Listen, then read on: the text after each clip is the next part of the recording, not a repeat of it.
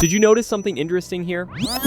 On the office wall that the Hammer of Baravia is shooting at, we can see a poster for Chacos cookies, a sweet that also appeared in the comic. These were the favorite cookies of the Martian Manhunter, and you could say he was addicted to them. However, if we look closer, we'll notice that in this place, there are concept works for some next advertisement. And on the employees' desks, there's milk. Chocos is a knockoff of Oreo, so they're testing them by drinking milk. Such a detail was thrown somewhere in the background, and normally when watching the film, it's hard to catch. The film starts with titles explaining to us when Clark became Superman. This is a technique very similar to what Star Wars has been doing for years. Let's pause at this moment. The text says that 3 decades ago, a ship with a certain Kryptonian crashed on Earth. This means our Superman is 30 years old. This interestingly connects with the age of David Corenswet. 3 minutes ago, Superman lost his first battle.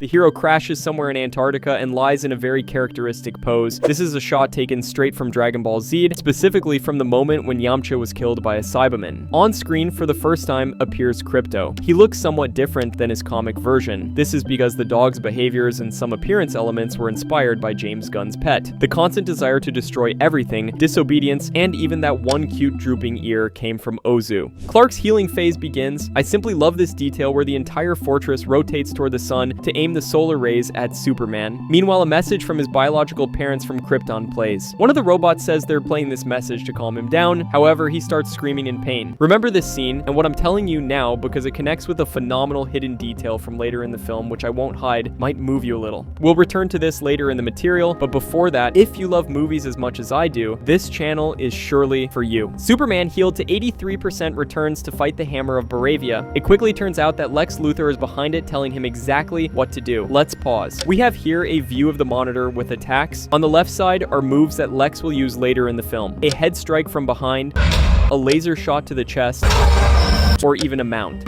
And in this shot, there is very interesting detail 99% of people missed. To the left, we can see wallpaper with a pattern of birds transitioning into planes, which is a reference to the famous, is it a bird, is it a plane? No, it's Superman. The Barawi hammer, after defeating Clark, returns to headquarters. We can take a closer look at his armor. It looks very similar to the armor that Lex created in the comics to fight Superman as an equal. It turns out that under the armor is Ultraman, who, as we learn at the end, is Superman's clone. Additionally, his costume looks very similar to Black Noir from the Boys comics. I'm telling you this because they have one more thing in common. If you watch the series, you might not remember because it was changed there. We have to take a look at the Boys comics because their Black Noir is a clone of Homelander that is their Superman. Just thrown through such a twisted mirror, right? And here Ultraman has a similar outfit and is also a clone of Superman. We move to the Pentagon where Lex presents Ultraman's power. And if we pause at this moment, we'll see that on the container is the text Dupre. This refers to Dr. Dupre, also known as the Gotham Butcher. He's a wealthy doctor associated with the religion of crime. In comics, he appears only in a few issues, mainly in Detective Comics. This character is important for Gotham because he shows how dark and hidden influences are in this Gothic city's medical scene. Interesting whether something will be said about this in the new Batman. The antagonists find the Fortress of Solitude, and thanks to Superman's DNA, they break inside. Let's slow this down. See that the engineer doesn't even look where she's shooting the attack from. Additionally, in the background, we see how Ultraman tortures only one guy. On this billboard, we see their equivalent of Coca-Cola, that is Zest Cola. This is a billboard on which we have an advertisement for Chacos cookies, which I mentioned to you earlier, except it's made in the characteristic style of old Disney animations. What's more, the building where the creature breathes fire is exactly Lord Tech. In the office, we see the logo, and even if we pause during the flight scene, we'll notice the entire building branding. And it's no coincidence that the Justice Gang, which is sponsored by them, appears practically right after the attack on their office building. Meanwhile, the actor who plays this reporter is Will Reeve, son of Christopher Reeve, who was the Man of Steel actor from 1978. During the fight, Superman throws a water tower. The water tower is a Warner Bros. Symbol, the company that produces the new Superman. Such a curiosity. Superman realizes that Lex must have attacked the Fortress of Solitude. He flies there at full speed, but it turns out he found only broken robots. Number 4 even has a hole in his head. This detail nicely returns at the end of the film where we see him with a repaired head, but the scar remains. There's no trace of Krypto though. So Clark kindly knocks into Luthor's office.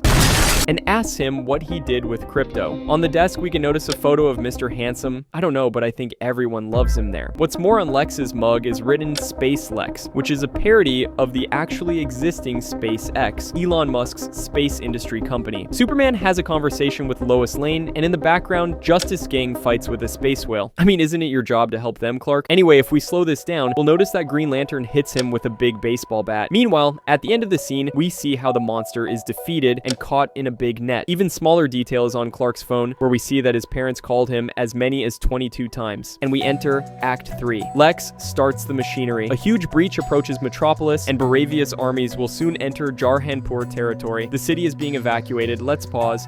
Look here, we see a sign leading to Gotham City. We finally have the first reference to Batman. Here we can see a selfie with a fucking Mr. Handsome. Bro. At Jarhanpur's border, Justice Gang arrives and Guy Gardner starts aura farming. Some of his hands show the middle finger. A robot reads a newspaper that has an article written by Kent on the front. It talks about Mali, the real hero of Metropolis. Suddenly, Kara, played by Millie Alcock, bursts in. Next year, we'll get a film dedicated to her adventures, in which we'll also see Jason Momoa as Lobo. She takes the dog and flies away, probably to a place in the galaxy with red sun, because our yellow one makes it impossible to Kryptonians to get drunk. Robots play punk rock from Iggy Pop and teddy bears. Through the events in the film, Superman came to the conclusion that our true parents are not the biological ones, but those who raised us. We see videos from his childhood and Superman smiling during treatment, but let's pause. Do you remember how at the beginning of the film I told you to remember that during the first treatment, Clark howled in pain? Why did he howl in pain, since the recordings from Krypton's parents were supposed to calm him? From the very beginning of the film, Kal-El was subconsciously aware that he felt no emotions toward his biological parents. They didn't calm him at all, unlike Mom and Dad Kent. With them, he looks as if he doesn't feel pain at all. Such a fantastic film. Subscribe to the channel so you don't miss my next video.